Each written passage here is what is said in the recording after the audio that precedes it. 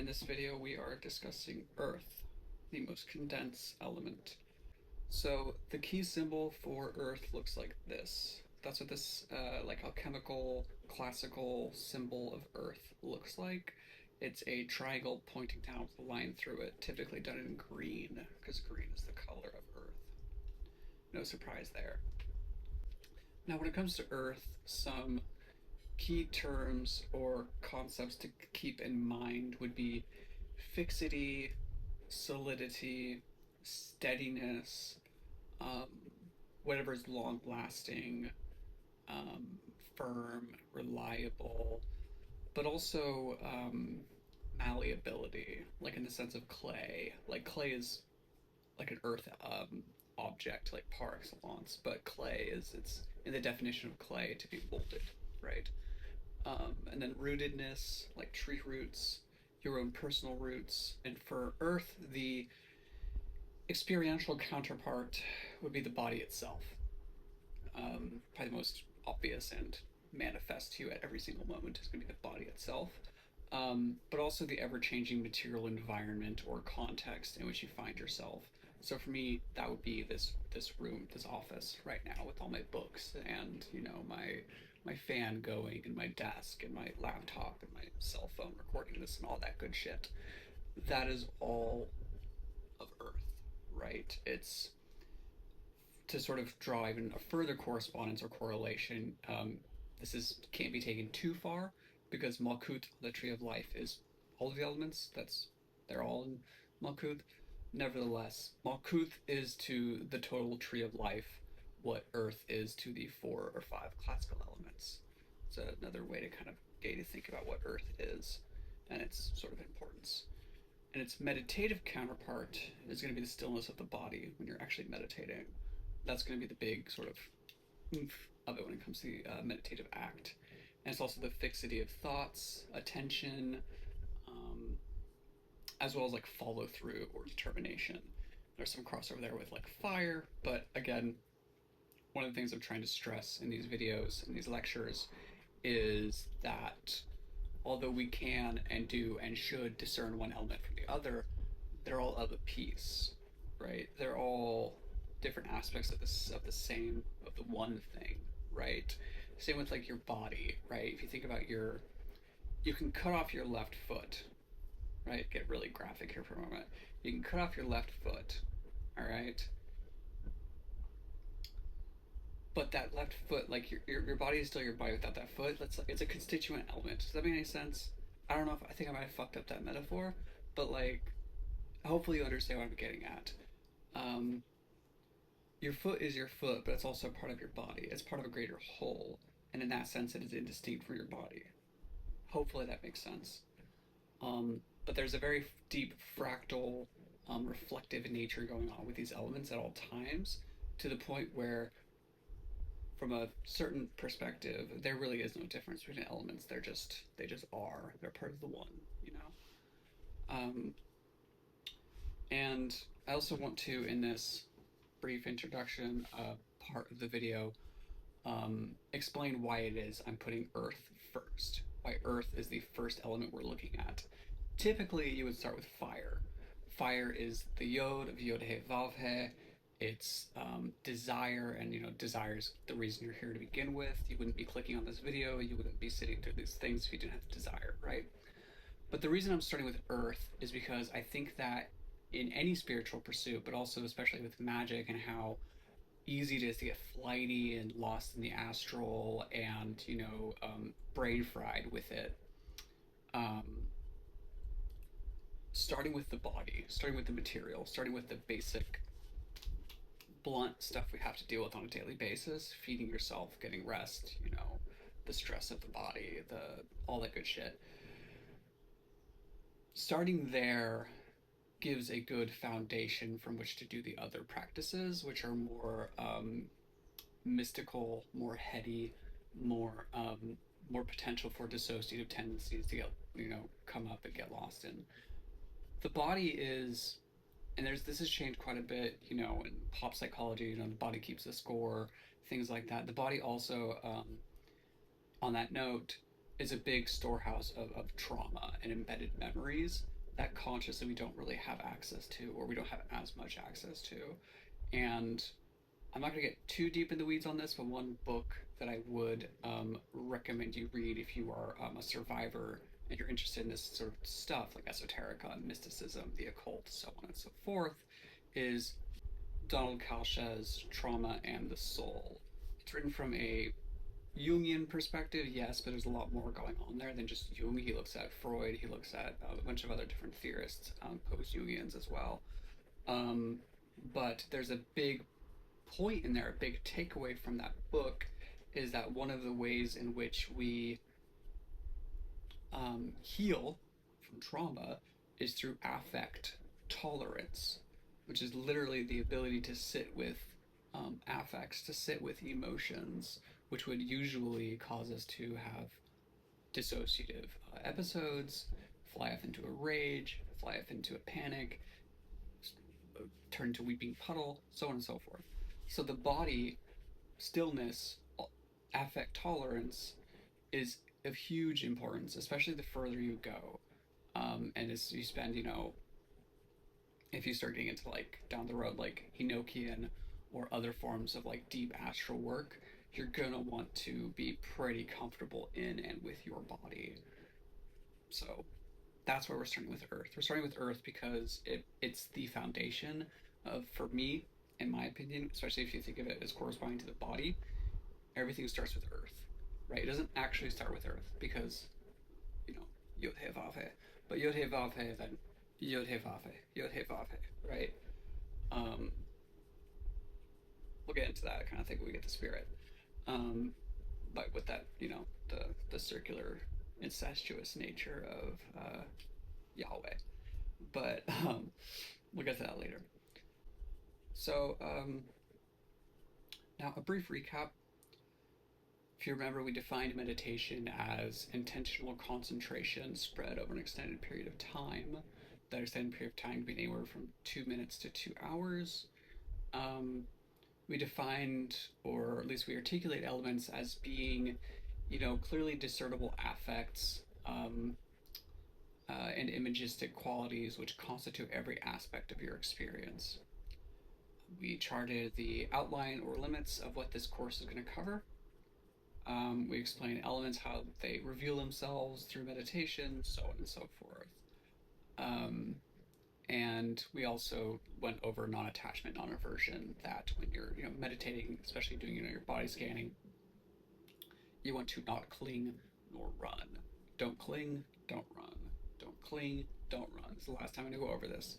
Don't cling, don't run. I'm going to presume from here on out you are not clinging, you're not running when you're meditating.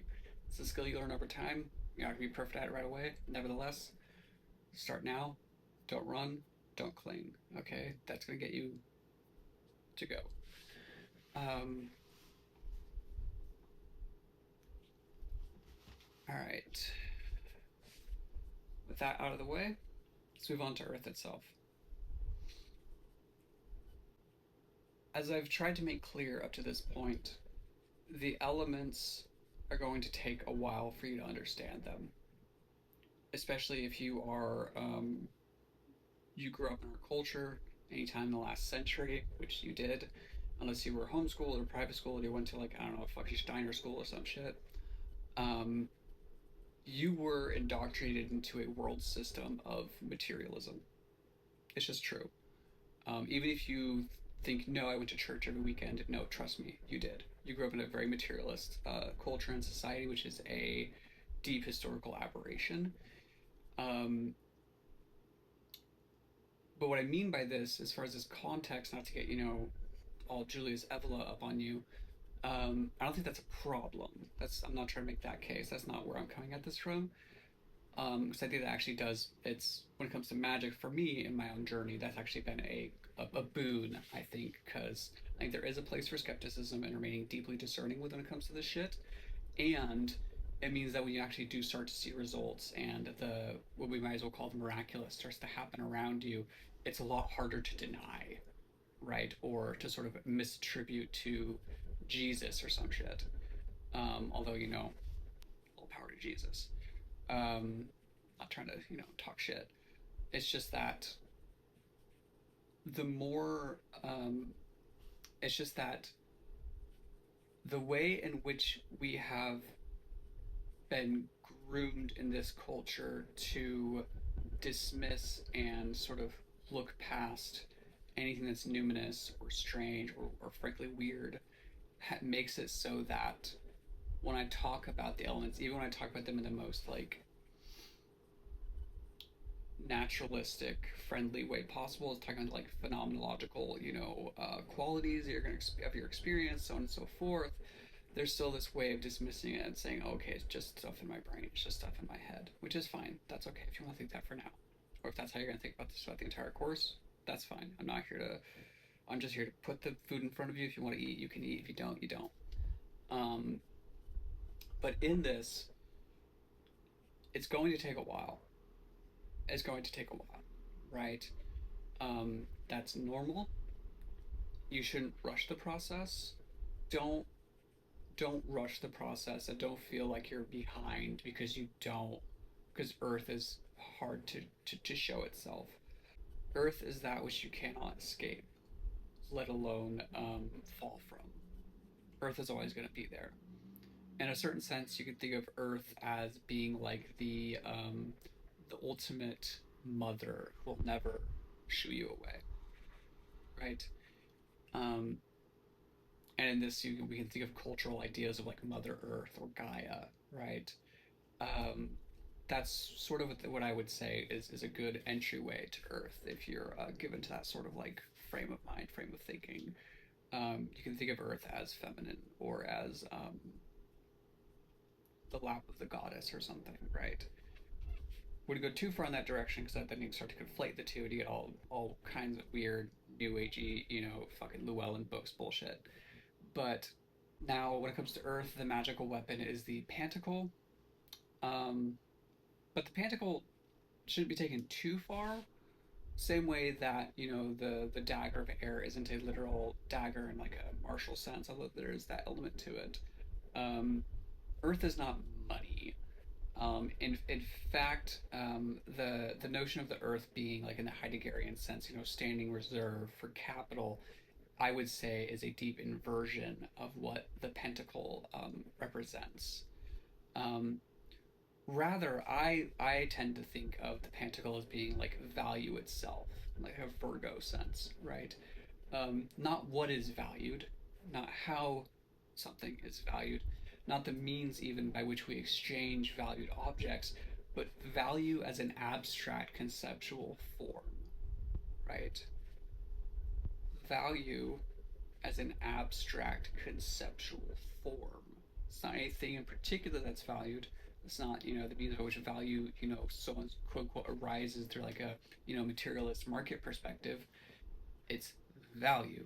It's the immediate realization of value of something you want, of not even something you want. It's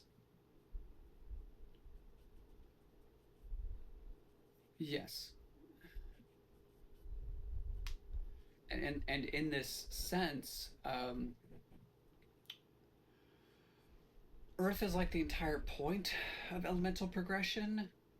Um, and this, at the same time, also lends itself to a Kabbalistic interpretation of the Tree of Life, where typically, in the same fashion as Earth is often sort of looked over and sort of just not dismissed as much as just kind of like conveniently walked past, which says a lot about a few things. But um, Malkuth, the bottom sphere, bottom sphere on the Tree of Life, which is can be thought of as the material universe itself. Um, there's this strain of thinking within Kabbalistic writing and lore where Malkuth is often sort of derided in a kind of jokey way on the Weird Studies podcast, which I adore. I think it's one of my favorite podcasts. In one episode, where they're talking about the Kabbalah in some context. It might have been an episode on Crowley. I don't quite remember, but one of the hosts described it. He was joking, but he described it as being like the dingleberry at the bottom of the tree. Hopefully, you know what a dingleberry is.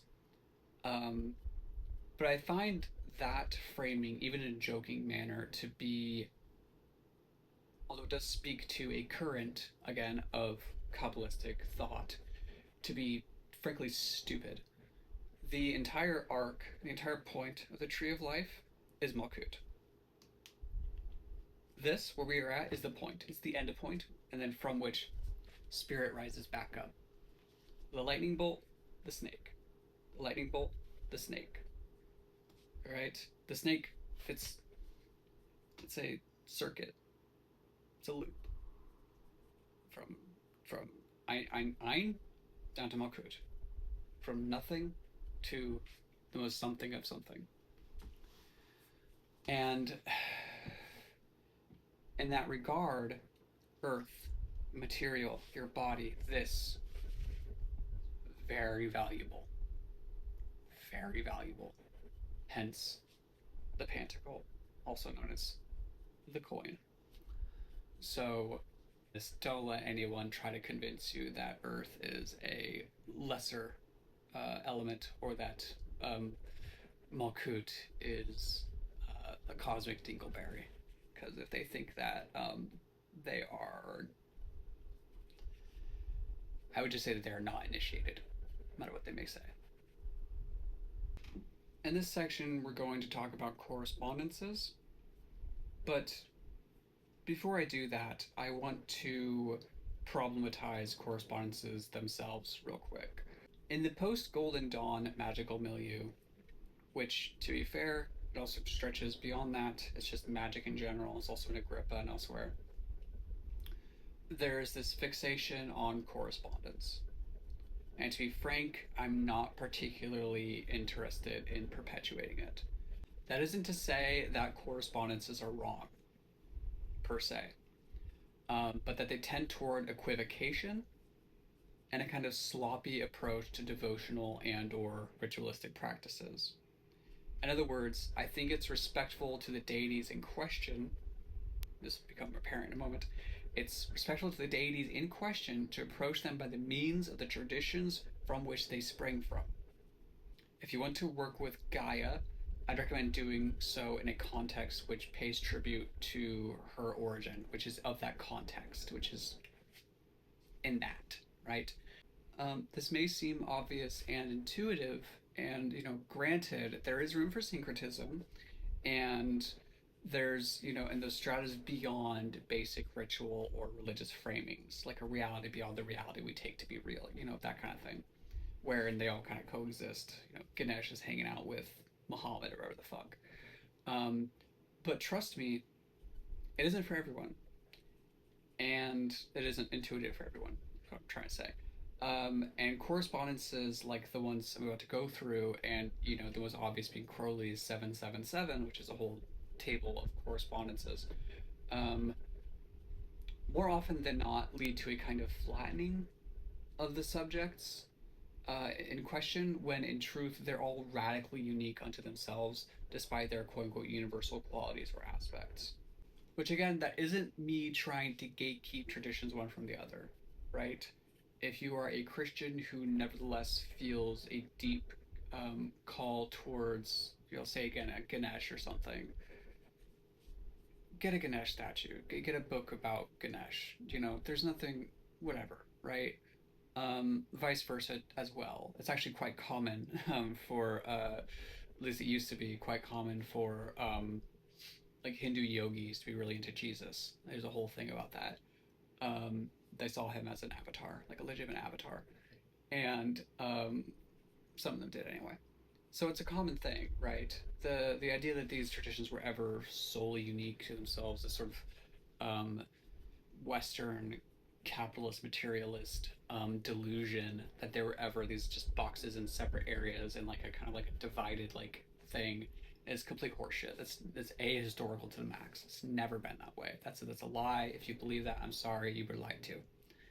And on that note, recognizing how disparate aspects from disparate fields and traditions, right, nevertheless point, no matter how hazily or haphazardly, toward one or two distinct things or elements, is nevertheless heartening and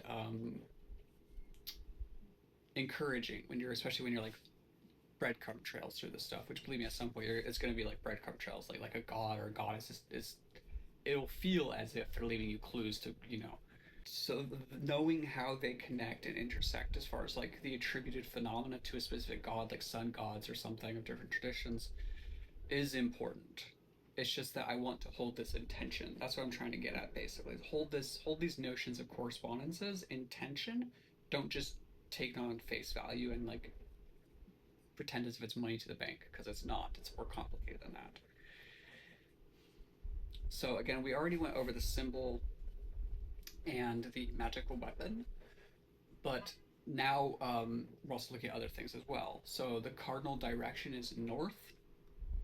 So the direction of north, that's assigned to Earth, and that becomes really important later on when we get into pentagram rituals.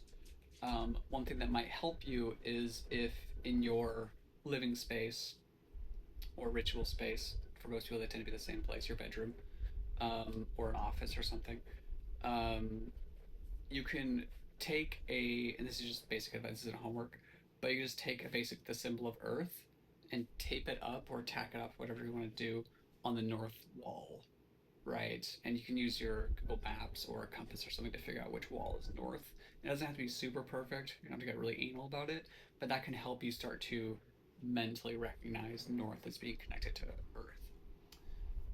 And then for the zodiac signs, we have Taurus, which is fixed. We have Virgo, which is mutable, and we have Capricorn, which is cardinal. We're not looking too deeply in astrology in this course. It's kind of beyond the scope. Um, Elements are very terrestrial in that regard, right? Of the Earth, not this Earth, but just Earth. And that's a whole different field. Um, the archangel is Uriel. I'm going to flash through a few different visual representations of Uriel right here. Give that time to happen. Be a little opaque. Like in a loading screen. Okay, that's Uriel. Not gonna get too deep in the weeds of the lore around that archangel. If you want to read more into that, you can. We'll be talking about them a little bit more when we get to the pentagram rituals. And then the gods, you're gonna have Gaia, you're gonna have Terra or Tellus, and you're gonna have Demeter, Prithvi, and Geb. Those are the few that correspond to Earth. Hi there. I forgot to mention that gnomes are the elemental for Earth. Yeah, gnomes. Gnomes are attached to Earth. Now we're just going to move on to homework. I told you in the last video that these subsequent videos are going to be pretty short. The only video that I really anticipate being of a great length is probably going to be the pentagram videos down the road.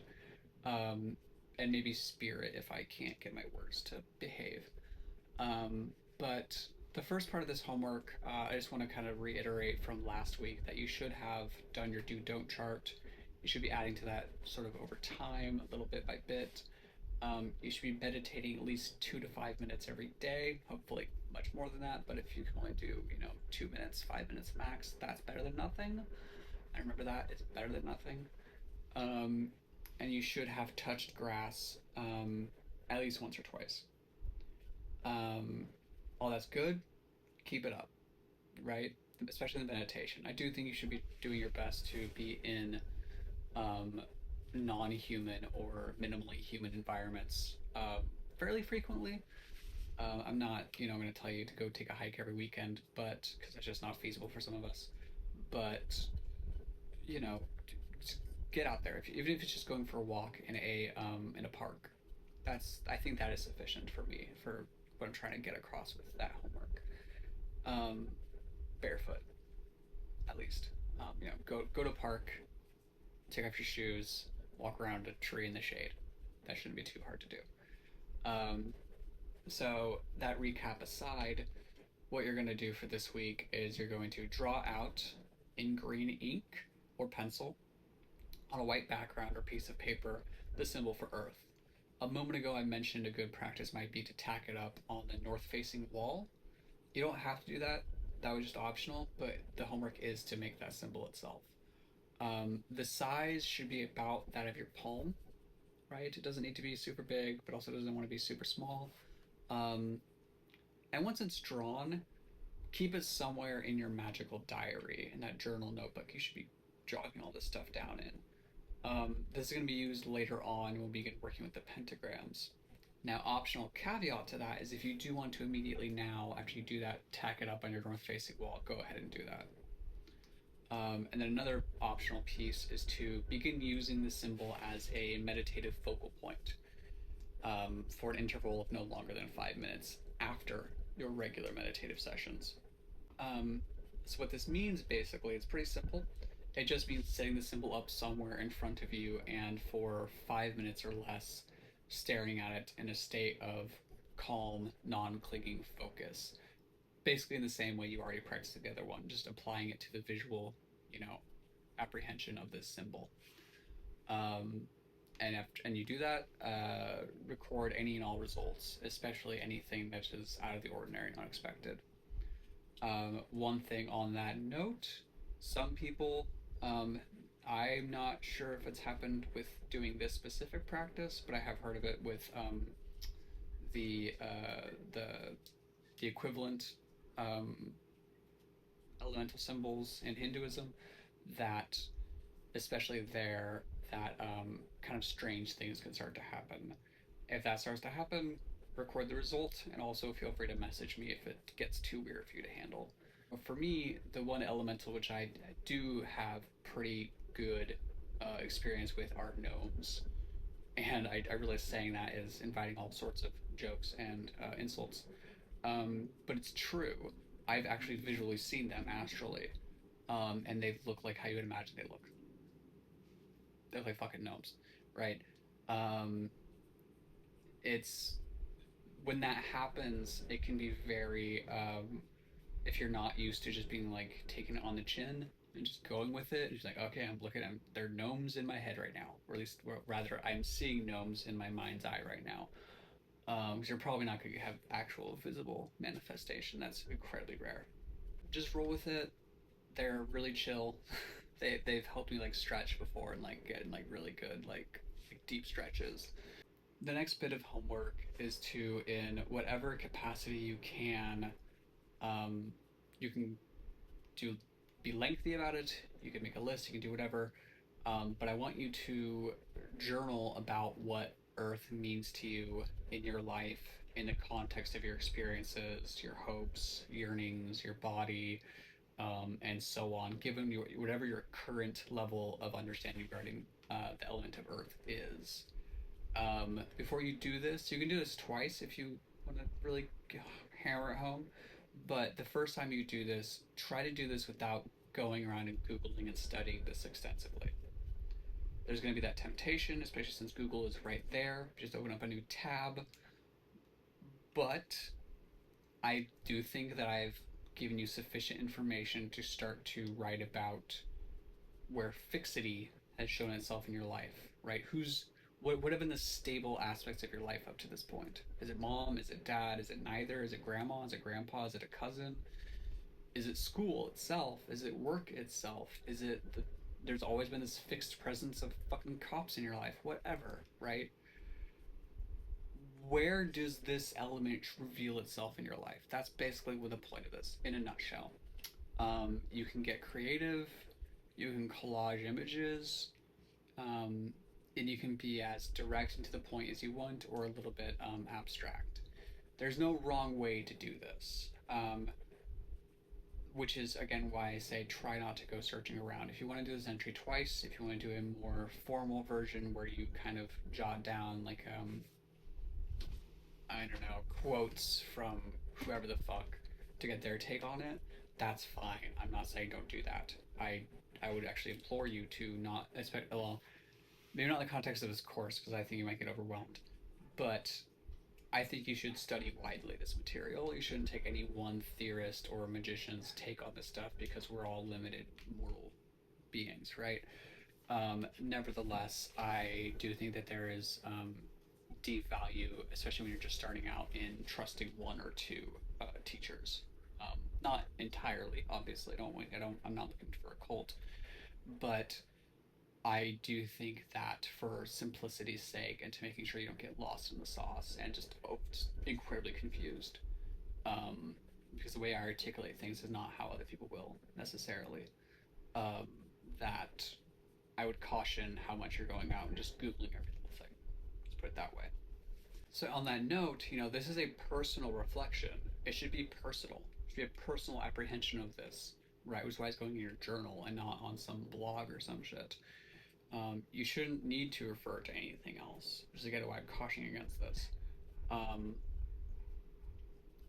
but but again, you should make sure that you're writing about solid, reliable, fixed, or otherwise stable aspects of your experience, as well as the emotions and the images, ideas, memories, associations, both personal and cultural, which those experiences bring up, right?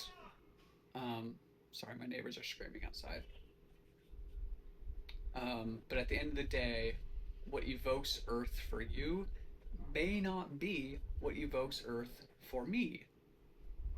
I need to say that again because it's important, especially when we're talking about ideas, ideals, and like numinous things. Because again, if we're groomed in a very material way, we tend to think when we say X, we mean only X and only what everyone else says X is. They culturally agreed upon X. It's not how it works here. At the end of the day, what evokes Earth for you may not be what evokes Earth for me. Nevertheless, there should be some overlap. Let's be real. But nevertheless, it's going to feel like Earth to you, right? And with proper explanation, I should be able to understand why. That's the one caveat to what I just said. Universals is what we're talking about. We're talking about ideals, we're talking about universals. Universals are always and inevitably particular in their manifestation. It's very troubling for people who are just new to this stuff and haven't really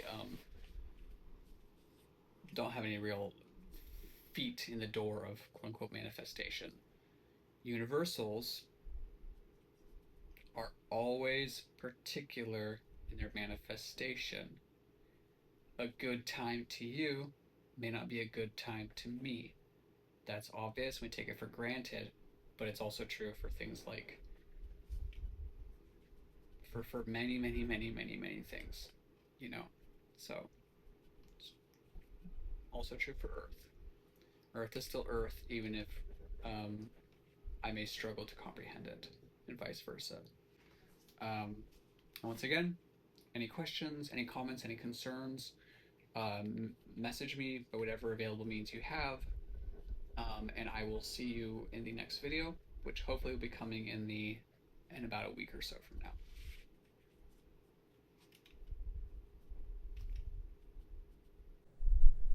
In the previous video, I went through a bit of a demonstration of this already, so if you need to watch that again, I guess that's fine. I'm not going to go through the same information here. And I know I said that I would get more in depth in this section. In case you couldn't tell by the change in attire, these are not filmed on the same time. And I think I do want to get in depth more with, Asana, but I don't necessarily think that I'm going to be divulging any information here which you weren't gonna get from just watching that earlier video. The section where I went through and I talked about the chin level with the floor, relaxed but upright, so you're not, doing a cartoonish rigid back or anything like that. It's still upright, but it's more relaxed than that. And the image I want you to hold in your head as you're doing this is sort of like a cat. Like a cat looks, from the outside looking in, they look pretty relaxed, right? When they're like just doing their thing, being their cat selves, but that at moments notice if they needed to, they could pounce. And that is that is sort of the balance that I think you should try to aim for when it comes to whatever position you find yourself in when it comes to your asana, your posture when you're meditating. Um, but I want to get a little more, say a few more things here about why it is, even though this is a course on magic and the elements and of course meditation, which I, again, in the last video, I tried to disambiguate from any specific tradition or heritage, although while still, obviously paying respect to those traditions and heritages. Part of this goes back to you, the unfortunate part of this, and it's something that I wish more magicians, especially if they're working in more of a Golden Dawn tradition, which this kind of is. I'm not particularly enamored with the Golden Dawn. I think that it's really fascinating and interesting, and it's a heroic attempt to try to syncretize all these different branches and fields of magic and religion. Nevertheless, I think it has an outsized cultural influence when it comes to what we think of when we think of magic, especially when you sort of try to reintegrate the kind of grimoire tradition going back to like Greece and actual Egyptian magic. Actual in air quotes. These things evolve and develop over time. So to say, that the source code, the original magic, is the only true magic is you've lost the plot as far as I'm concerned. Nevertheless, one thing that tends to be sort of skirted over or avoided is the role of empire when it comes to magic. A really interesting look at this would be John Dee and the Empire of Angels by Jason Louv, who is a problematic figure to say the least. Nevertheless, that book is quite good, and it offers a really good overview of, if you take this stuff seriously, what I'm going to say, I'm just not going to caveat this any more than I already am in this moment, the role of angels and powers and principalities, hierarchies, in the development of the British Empire, which eventually led to the development of the American Empire. Now, why this is relevant for why we use the term asana is because the practices, especially within the Golden Dawn, and then later within the AA, Crowley and George Cecil Jones's, I believe, their order, they use the terms of asana. They also panoply of other terms, Kundalini practices, so on and so forth. And I think, and there's a way of looking at that where at times it can turn into appropriation in the sort of, woke 1.0 sense. Nevertheless, I think that is a limited, culturally imprisoning way of looking at it, which also ironically privileges a modern Western academic framing of these currents, and how these currents of yoga and magic and Islam and Judaism and Christianity, how these things all sort of mesh together, especially when you get to higher levels of initiation. You start to notice how one bleeds into the other. But I think that's important because I'm still using the term asana, which comes from yoga, which comes from Eastern religions, yoga, Hinduism, Buddhism. That's where these terms find their original root. And I don't want to lose sight of that. I think that when it comes to magic, it not in the terms of this course, we don't have the room for it. But I do think that if this sort of thing really interests you, one way to avoid the appropriating effects I found, or I feel in my own life, my own magical career, has been to go back to those sources and pay respect and read those source texts and try to seriously integrate what they're saying, try to mesh it with what magi from the quote-unquote West are saying. So that would mean, going and reading the Yoga Sutras of Patanjali, going and reading the Bhagavad Gita, getting your hands on the Vedas, right? And maybe, and no shame in reading modern Western white people hippie shit in that regard, like Ram Dass. Like, say what you will about baby boomer, spiritual teachers. Ram Dass is fucking legit. May he rest in peace. But, you know, and also when it comes to, if you're interested in like Hatha yoga, that's Iyengar. All these people, hopefully, and when I'm editing this, I'm flashing their books on next to my face. So you have some visual idea of what their books look like. You can look them up on your own time. But yeah, I think that's an important thing to keep in mind and note, especially like in regards to Earth, we're talking about roots and foundations, because magic, as I am articulating it, as I'm trying to articulate it, does not have one specific root. It is, in some sense, the it's the, how do I put this? It's the inheritance of the entire human race, stretching back aeons, right? And I don't want in that, I don't want it to be privileged. Like I recognize I'm a white person saying this, right? And I am a beneficiary in that regard of the iterations of empire which have ravaged this world for the past half millennium, if not longer. And I don't want to lose sight of that or pretend that that's not the case. Nevertheless, when I say that it's the inheritance of the entire human race, right, meaning there's this syncretic sort of push, pull, gathering up of different things, you start to notice the connections between them.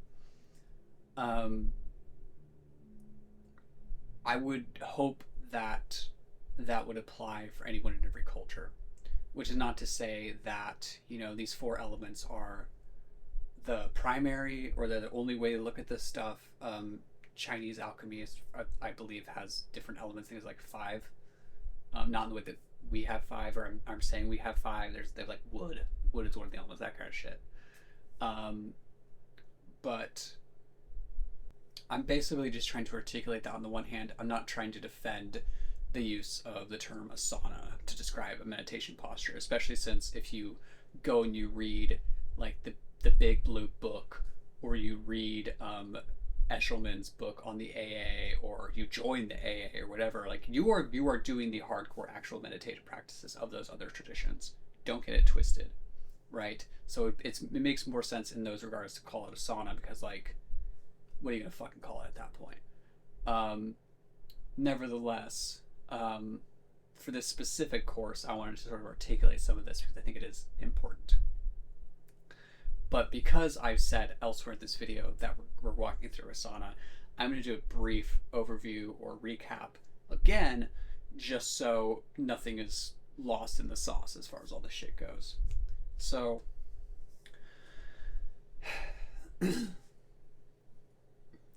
you want your back to be as perpendicular to the floor as you can get it. So, as perpendicular to the floor as you can get it. You want your chin to be about level with the floor, hands to be more or less on your knees. You shouldn't be hunching forward in this. You may notice yourself doing that unintentionally. Make note of that in your diary. You may have tightened pectoral muscles. You might have other muscular skeletal, you know, imbalances going on. And if that is the case for you, just take 10-20 minutes before meditating just to do a quick stretch routine. You don't have to do a full, you know, hatha yoga, you know, thing, but you should, you know, stretch out your chest, stretch your arms, all that shit, so that you're not like tensing up in this. So yeah, hands on your knees somewhere nearby. I'm gonna point the camera down so you can see what I'm talking about.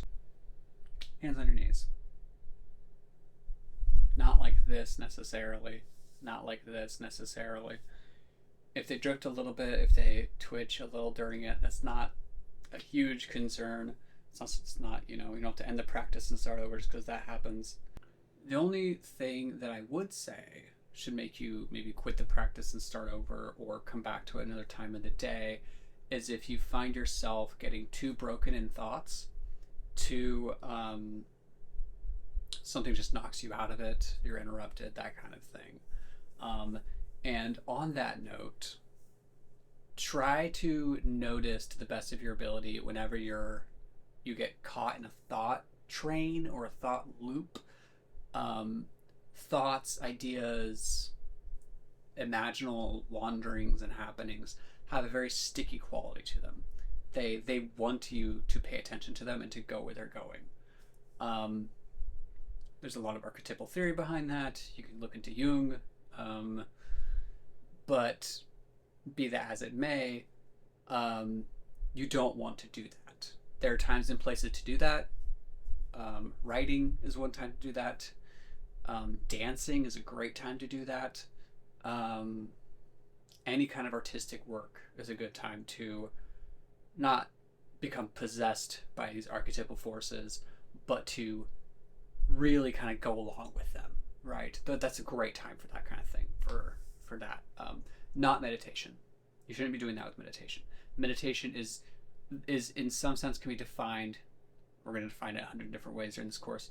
One of the good ways to define it is the art and science of differentiation, right? It's very much an air thing all the way through when it comes to meditation. So you're trying to differentiate yourself, to rip yourself free from those archetypal currents, right? You're not trying to go along with them. That said, if you notice yourself going along with them, that does not mean you should give up the practice, right? We're doing body scanning. It's great for this because you just return to whatever part of the body you were looking at before you got, blown up into the storm. So say you're on your heart, or you're on your throat, or you're on your ajna, whatever. Once you've noticed you've been sort of taken for a spin by these thoughts or these memories or these whatever, just return to whatever it was before. Decoupling might be a little difficult, especially if it's particularly sweet, like it's very melancholic or it's very sticky. They're all sticky. That's the whole point, right? They want you to pay attention to them. But just return. Just return. And the more you do this, the more you return to the moment of your body and the sensations, the easier it gets over time. To the point where, 5 years down the line, you might notice like very, very few breaks, if any. So yeah, that's the only time. So just don't take that as permission to quit the practice in the middle of it. Take that as permission to return to wherever you were before you notice yourself getting lost.